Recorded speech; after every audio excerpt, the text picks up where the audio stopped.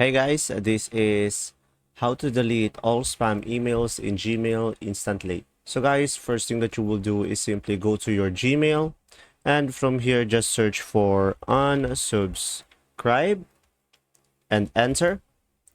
And now from here just click on this show search options. And from here just simply go ahead and click on create filter. And now from here, just check this box, apply the label and click on choose label. And now just click on new label. And from here, just simply provide a name. I'm going to go for spam subs. I click on create. And from here, just simply click on also apply filter to matching messages. So now click on create filter. And after that, just go over here to your new label. And you should be able to see all of the unsubscribe. And from here, you can simply unsubscribe over here one by one.